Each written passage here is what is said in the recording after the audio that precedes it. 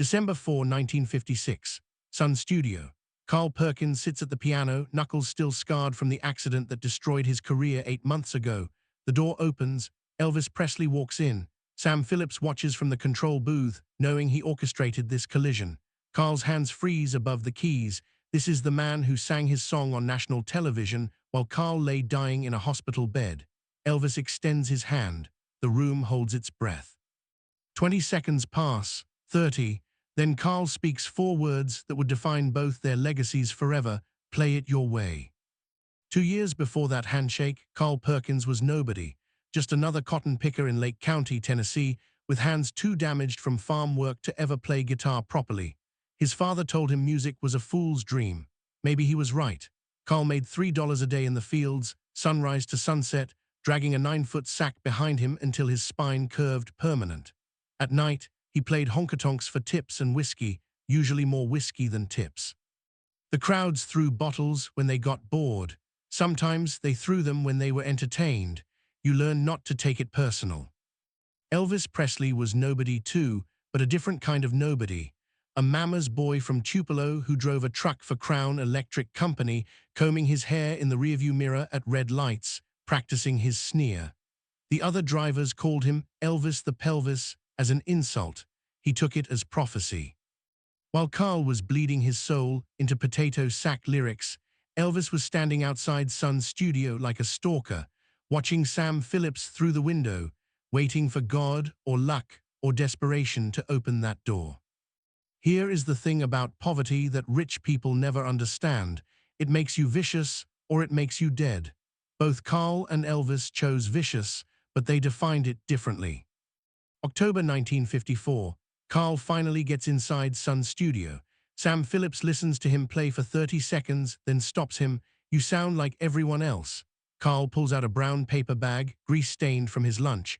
On it, written in pencil that keeps breaking from the force of his grip, are the words to Blue Suede Shoes. Sam reads it, laughs. "You want to sing about shoes." Carl tells him about the boy he saw at a dance, begging his date not to step on his new blue suede shoes. The only nice thing that boy owned in the whole world. Sam stops laughing. He hears it now, the desperation of beauty in an ugly world. They record it in 3 takes. Meanwhile, Elvis is already in the door, already recording, already failing. His first singles are drowning. Sam Phillips is patient because he sees something Carl lacks: hunger without shame. Carl writes from pain. Elvis performs from need. One creates art, the other creates addiction. Sam needs both, but he can only afford to promote one. January 1, 1956. Blue Suede Shoes explodes like an atom bomb in slow motion. First Memphis, then Tennessee, then America. By February, Carl Perkins is the first artist in history to hit #1 on all 3 Billboard charts simultaneously: pop, country, and R&B. Black kids, white kids, rich kids, poor kids, all singing about not stepping on their shoes. Carl buys his first new car. He buys his mother a house. He thinks he has escaped velocity. He thinks wrong. Elvis watches from his tour bus, studying Carl on television the way a boxer studies his opponent, not with hatred, with respect that borders on consumption. He memorizes every hip swivel, every sneer, every pause between words. His manager, the Colonel, sees him practicing Carl's moves in hotel mirrors. "That boy's got something," the Colonel says. Elvis responds, "I know, I'm going to take it." March 21, 1956. Carl gets the call every artist dreams about. The Perry Como Show, national television, 20 million viewers. This is Coronation Day. He drives through the night toward New York, his brother Jay beside him, both of them singing Blue Suede Shoes over and over like a prayer or a prophecy. They stop in Delaware for coffee at dawn, back on the road. The sun is rising behind them when the car appears in their rearview mirror, approaching at 90 miles per hour. The impact sounds like God clapping. Carl's head goes through the windshield. Jay's chest crushes against the dashboard. Their bass player in the back, his neck snaps sideways. Timed as the thing it does in disasters, stretches out like taffy, every second lasting an hour. Carl can feel his skull cracking, can taste his brain somehow, copper and electricity. His last thought before the blackness is not about death or God or his mother. His last thought is about his guitar in the trunk, whether it survived. He wakes up 3 days later in Dover, Delaware. The nurse will not look him in the eye. His brother Jay is screaming somewhere down the hall. The bass player is already dead. Carl tries to speak, but his jaw is wired shut. The television in his room is playing. He watches through morphine fog as Elvis Presley walks onto the Milton Berle show stage. The screaming is so loud it distorts the television speakers. Then Elvis opens his mouth and sings, "Well, it's 1 for the money, 2 for the show, 3 to get ready, now go cat go." Blue suede shoes, Carl's song, Carl's sound, Carl's revolution. But Elvis's face, Elvis's hips, Elvis's destiny now. The morphine drip increases, but the pain gets worse. Not the physical pain that comes later when the drugs wear off. This is something else. This is watching your future get reassigned in real time. Elvis is not stealing the song, he is becoming it. Every gesture Carl invented in those Tennessee honky-tonks, Elvis amplifies for the camera. Every growl Carl discovered in his throat at 3 a.m., Elvis polishes into gold. Carl's mother arrives the next day.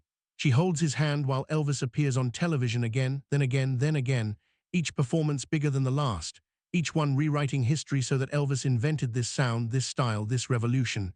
She tries to turn off the television, but Carl stops her. He needs to see it, needs to understand what is happening. Sam Phillips calls from Memphis. "Carl, I am sorry about the accident, but listen, this Elvis thing, it is good for the song. Good for you, rising tide lifts all boats." Carl cannot speak through the wires in his jaw, but if he could, he would ask Sam, what happens when the tide only lifts one boat? What happens to the ones underneath?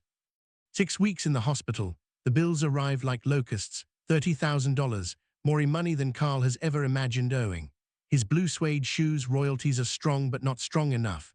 The house he bought his mother, mortgaged. The new car, sold. Meanwhile, Elvis's version of blue suede shoes has sold more copies in 1 month than Carl's has sold total. RCA Records, Elvis's label, sends Carl a check for $5,000, not royalties, charity. The note says, "From one cat to another, EP." Carl cashes it. Pride is a luxury he cannot afford anymore.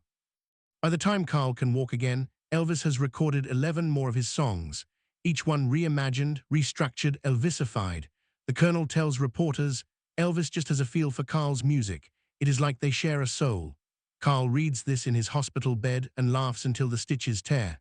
Share a soul? Elvis is eating his soul, piece by piece, song by song, until there will be nothing left but bones.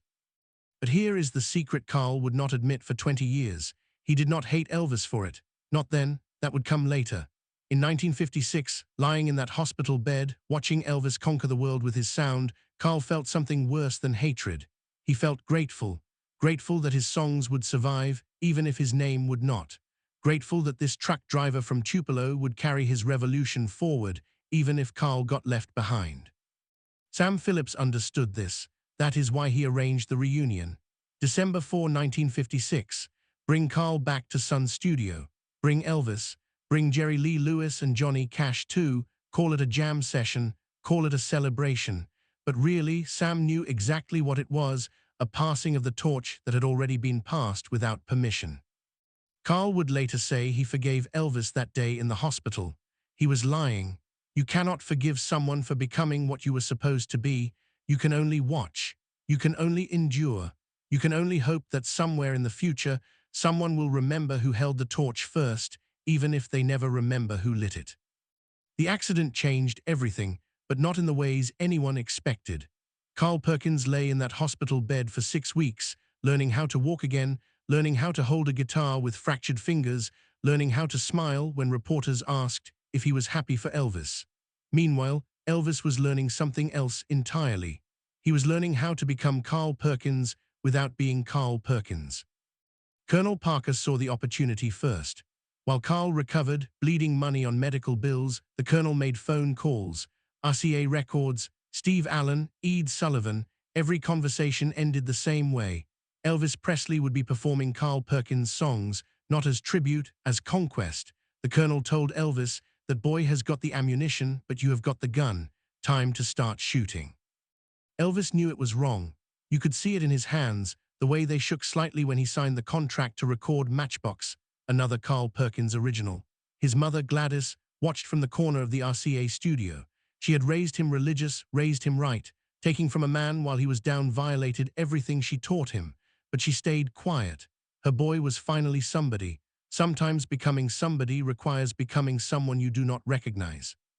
The gifts started arriving at Carl's house in Jackson, Tennessee, while he was still relearning how to walk. A new Gibson guitar, a television set, an envelope with $10,000 cash, no note. Carl's wife, Valda, wanted to send them back. Pride demanded it. Carl stopped her. They had 3 kids. Pride does not pay for groceries. He kept the money, sold the television, and hung the guitar on the wall where he could see it every day. A reminder, not of friendship, of debt. Johnny Cash visited Carl in May of 1956. They sat on the porch, watching the sun die over the cotton fields Carl used to work. Johnny did not mince words. "Elvis is not your friend, Carl. Friends do not do what he is doing." Carl poured more whiskey.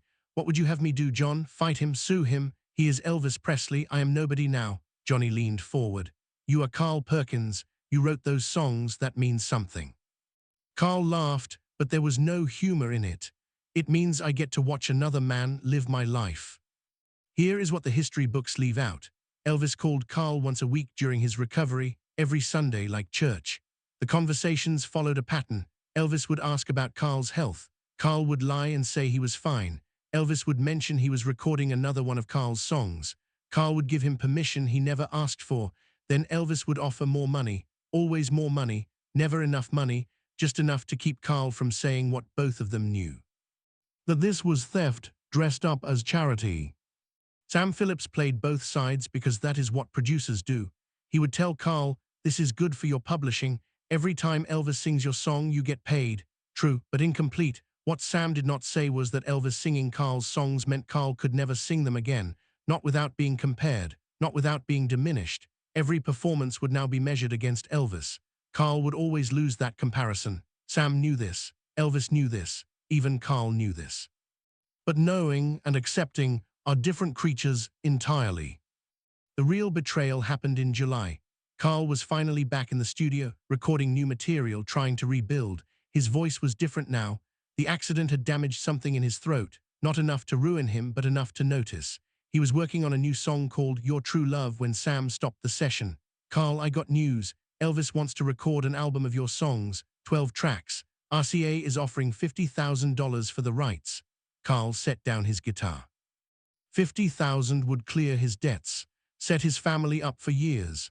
All he had to do was hand over his entire catalog to the man who had already taken his career. Valda was pregnant with their 4th child. The hospital was threatening foreclosure on their house. His brother Jay still could not work from his injuries. Carl signed the contract. What else could he do? Survival makes philosophers of us all, but it makes whores of us faster. Recording sessions for Elvis became performances of psychological warfare. The Colonel would invite Carl to watch, pretending it was an honor. Carl would sit in the control booth while Elvis transformed his raw, bleeding songs into something glossy and commercial. After each take, Elvis would look up at Carl through the glass. How was that? As if Carl's approval mattered, as if this was collaboration instead of colonization. Carl would nod, smile, die a little more inside. Jerry Lee Lewis understood what was happening. During a break in one session, Jerry Lee pulled Carl aside. "Why do you let him do this?" Carl's answer surprised him. "Because if I do not, someone else will. At least this way, I get paid for my own execution." The worst part was that Elvis genuinely believed he was helping. In his mind, he was keeping Carl's music alive, giving it a bigger platform, a wider audience. He would tell reporters, "Carl Perkins is the king of rockabilly. I am just spreading his gospel." But gospels are not supposed to replace their prophets. Elvis was rewriting scripture with himself as the Messiah. August brought the invitation that would break everything wide open. Sam Phillips wanted a reunion session. December 4, bring Carl back to Sun Studio where it all began. Elvis would be there, Jerry Lee Lewis, Johnny Cash if he could make it. Sam sold it as reconciliation, 4 friends making music. But Carl knew better. This was not reunion. This was documentation of surrender. Carl accepted because he had learned something about power during his recovery. You cannot fight it directly. Power absorbs direct attacks, feeds on them, grows stronger, but you can survive it. You can outlast it.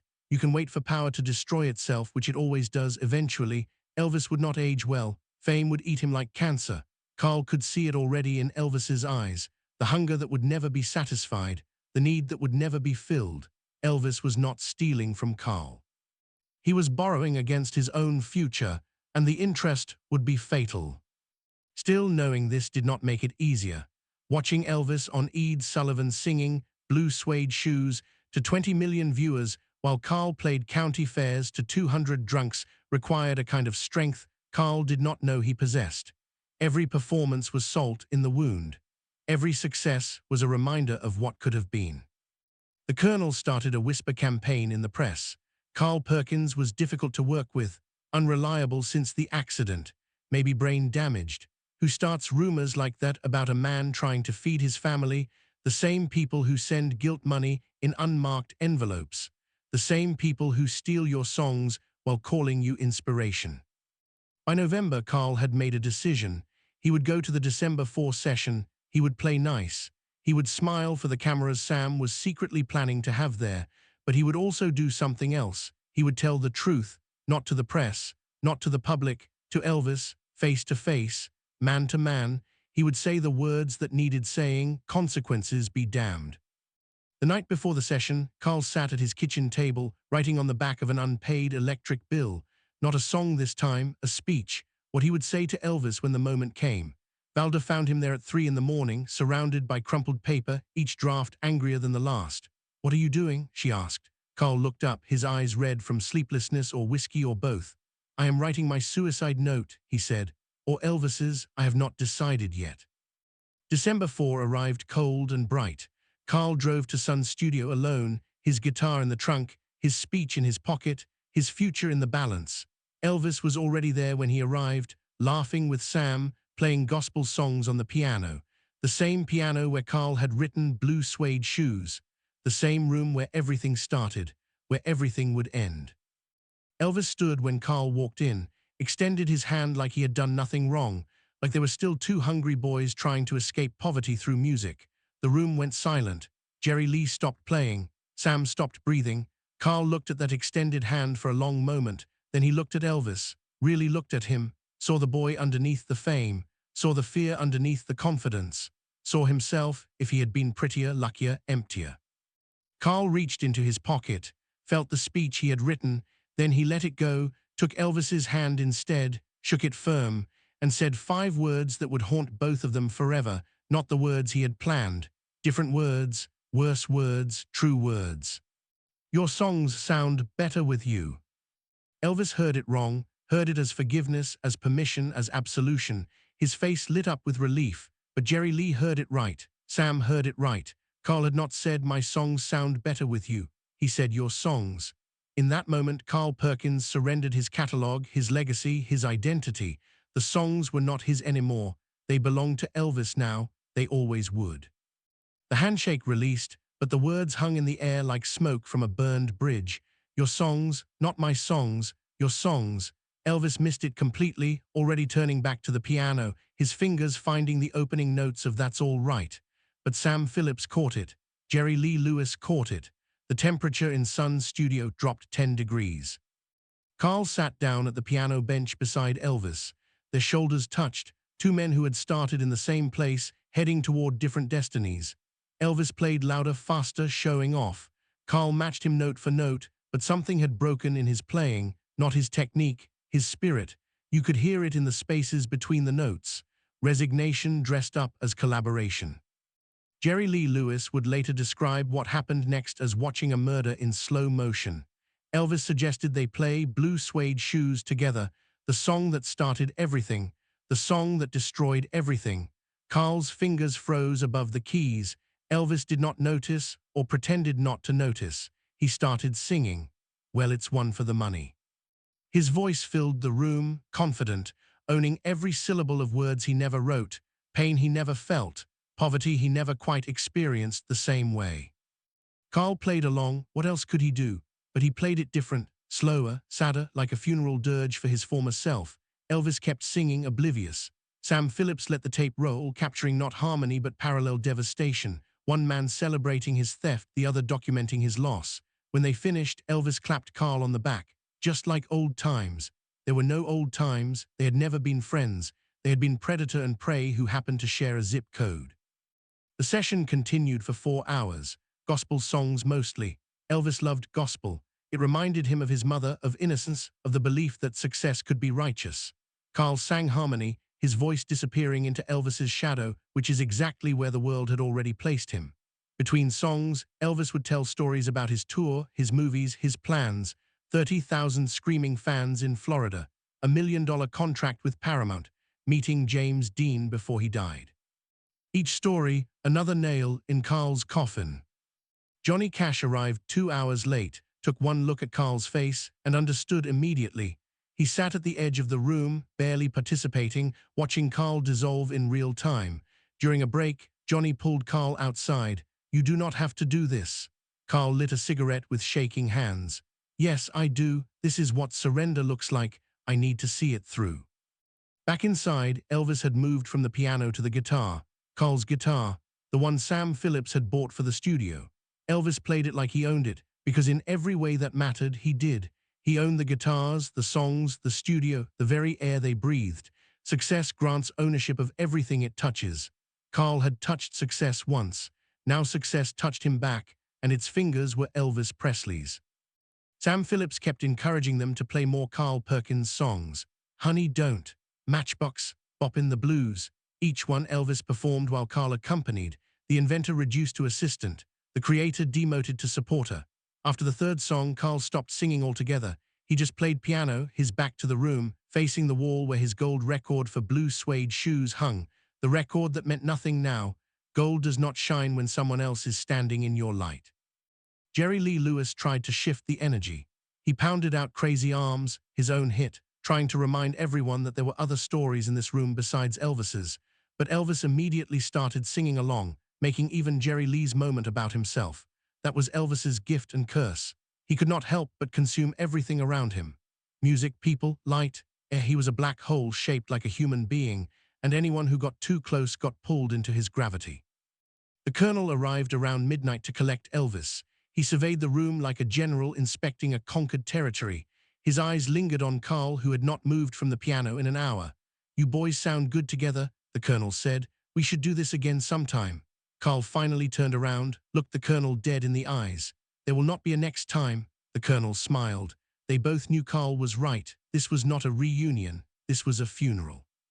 And you only need one funeral. After Elvis left, Carl stayed behind. Sam found him at 3 in the morning, still at the piano, drunk now, playing Blue Suede Shoes over and over, but wrong. Intentionally wrong. Different chords, different rhythm, like he was trying to destroy it, to make it unrecognizable, to take it back through destruction. "I gave him everything," Carl said. His voice had no anger left, just exhaustion. "My sound, my moves, my soul, and he gave me money." Sam could have said many things, that the music business is cruel, that timing matters more than talent, that Elvis was just the prettier weapon the industry chose to use. Instead, Sam said nothing. They both knew the truth. Elvis did not steal from Carl. The machine did. Elvis was just the face of the machine, the smiling mask it wore while it devoured its own creators. Carl stood up from the piano, walked to the wall where his gold record hung, took it down, held it for a moment, this artifact of his former future.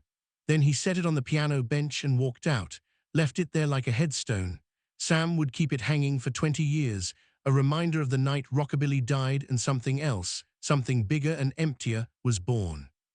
The drive home took Carl through Memphis, past Beale Street, where the black musicians who invented the sound Elvis perfected were still playing for tips, past the Lauderdale Courts housing project where Elvis grew up poor but not quite poor enough, past Hums High School where Elvis learned to fight and pose and survive. Carl understood something then. Elvis was not his enemy. They were both victims of the same crime. The difference was Elvis got paid better for his victimhood. Valda was awake when Carl got home. She had heard everything on the radio. Sam Phillips had already sold the recording to RCA, the $1 million quartet they were calling it, like it was something to celebrate. 4 men in a room, but only one name would matter. She held Carl while he cried, not dramatic tears, the quiet kind that men cry when they realize their war is over and they lost. The next morning, Carl made 2 decisions. First, he would never speak publicly about that night. Let Elvis have the legend. Let history write its fiction. Second, he would keep writing songs, but never again would he write for himself. He would write for others, Johnny Cash, the Beatles, anyone but Elvis. His songs would live, but his name would fade. That was the deal he made with himself. Survival through erasure.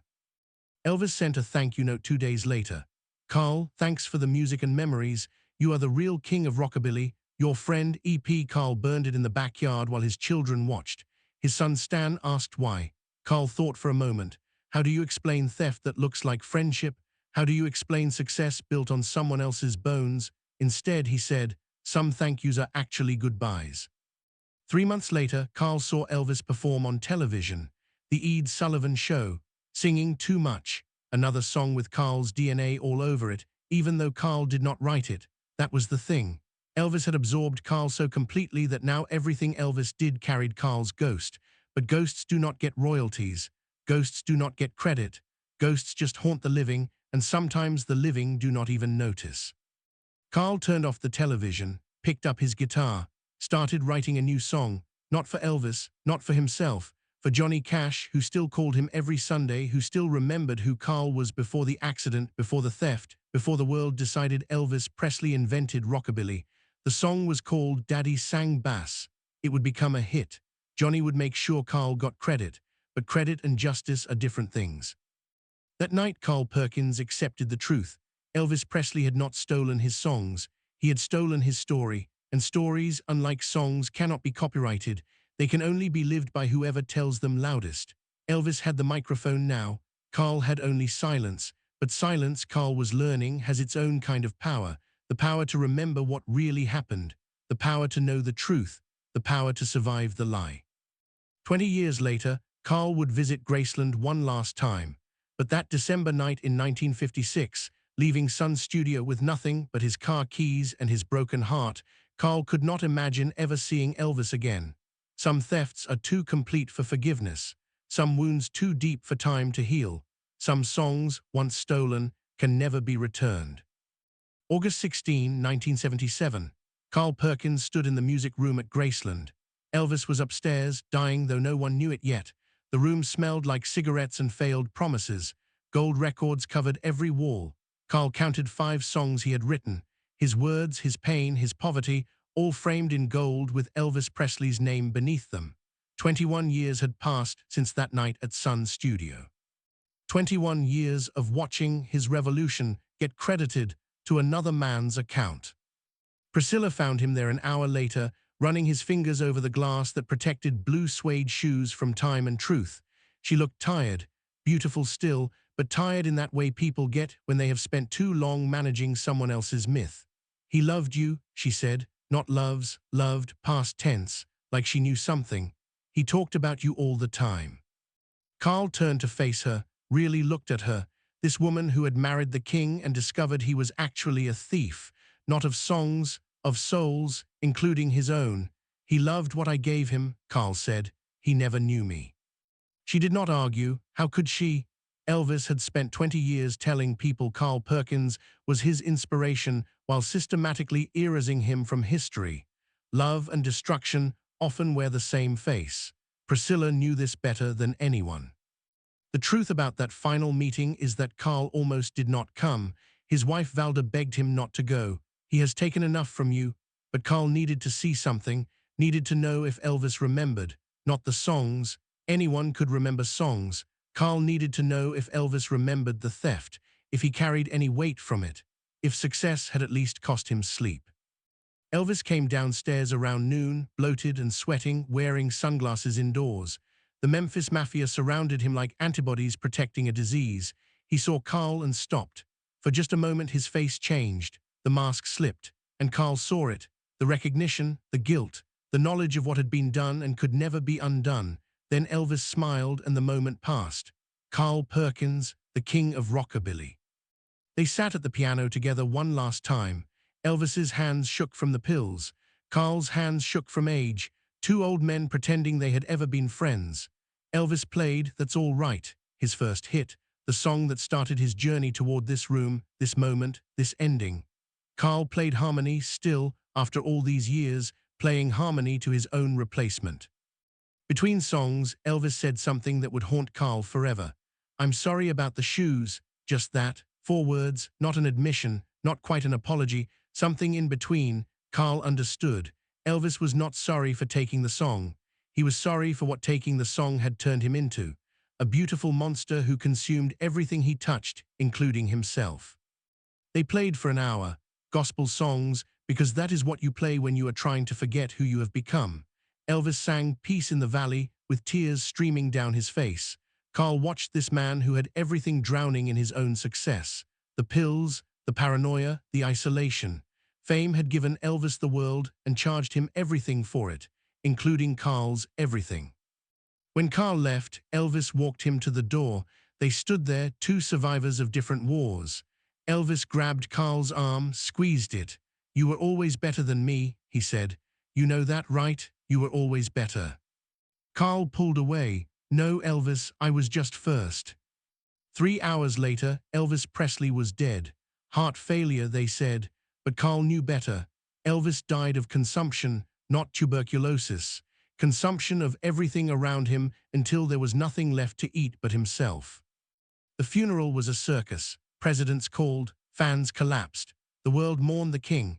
Carl watched from his living room in Jackson, Tennessee, not mourning, not celebrating, just remembering the hungry boy who walked into Sun's studio wanting to be somebody, remembering the desperate boy who took what was not his because he could not create it himself, remembering the dying boy who finally, too late, understood the cost. Here is what history forgets. Carl Perkins lived another 21 years after Elvis died. He wrote songs for the Beatles. Paul McCartney called him the father of rockabilly. George Harrison produced his album. Johnny Cash made sure he got into the Hall of Fame. Carl rebuilt his life from the ashes Elvis left behind. But rebuilding is not the same as recovering. Some thefts leave permanent scars. The money came later. Elvis's estate, guilty or grateful, started sending checks. Royalties for songs Carl wrote but Elvis made famous. Hundreds of thousands of dollars. Millions eventually. Carl took it all. Blood money tastes just like regular money when your grandchildren need college tuition. Principles are a luxury the robbed cannot always afford.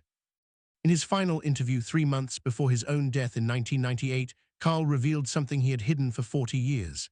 Elvis had called him the night before he died, 3 in the morning, drunk or high or both, crying, "Carl, I stole your life." That is all he said, over and over. "I stole your life, I stole your life." Carl listened for 20 minutes. Then Elvis hung up, never said goodbye, never said sorry, just admitted the crime and left Carl holding the phone. But here is the thing Carl understood that night, listening to Elvis sob across 300 miles of telephone wire. Elvis did not steal Carl's life. He stole his own. Every song he took from Carl was a piece of himself he would never develop. Every sound he borrowed was a sound he would never discover. Elvis became the greatest performer in history by performing other people's truths. But a life spent performing is not a life lived. It is a life borrowed. And all borrowed things must be returned. The estate generates $40 million a year now. Elvis Presley Enterprises, a corporation built on a foundation of other men's dreams. Carl's songs still play in Graceland. Tourists still buy blue suede shoes, t-shirts with Elvis's face on them. The theft has been institutionalized, incorporated, immortalized. Carl Perkins died with $100,000 in the bank. Elvis's corpse is worth more than most living men. But value and worth are different currencies. Carl's children know their father's name. They know his story, the real story, not the one Hollywood tells, not the one Graceland sells. The story of a man who created something from nothing and watched another man claim it as his own. The story of survival without victory. The story of how rockabilly really began and how it really ended. You can visit Carl's grave in Jackson, Tennessee, a simple stone that says blue suede shoes. You can visit Elvis's grave at Graceland, a marble monument to borrowed glory. Both men are dead, but only one of them is at peace. Only one of them died as himself. Only one of them knew the difference between creating art and stealing it. The last thing Carl ever wrote was a note to his son Stan. "Elvis made me famous by making himself more famous with my songs. I cannot decide if that makes him a thief or a publicist. Maybe there is no difference. Maybe that is what America does, takes from the poor and gives to the pretty, makes legends out of liars. But I wrote the songs. Remember that, I wrote the songs." Every time Blue Suede Shoes plays now, two ghosts dance, one who wrote it, one who wore it. History remembers the one who wore it, but history is written by the winners, and winning is just theft with better lawyers. Carl knew this. Elvis knew this. We all know this. We just pretend we do not because pretending makes the music easier to enjoy. But Carl Perkins does not need you to enjoy the music. He needs you to remember who bled for it first, who suffered for it most, who paid for it with everything except money, because money was the only thing he ever got, the only thing Elvis ever really gave him, money and erasure, the American dream. Carl once said Elvis was both his greatest blessing and his deepest wound. Do you think Elvis understood what he had taken from the men who created the sound that made him king? Or was he just another hungry boy trying to survive in a game designed to consume them all? Is theft still theft when the system demands it? Tell us what you believe. Because somewhere between Memphis and Jackson, between Sun Studio and Graceland, between creation and consumption, the truth about Elvis Presley is still waiting to be told, but only if we are brave enough to hear it.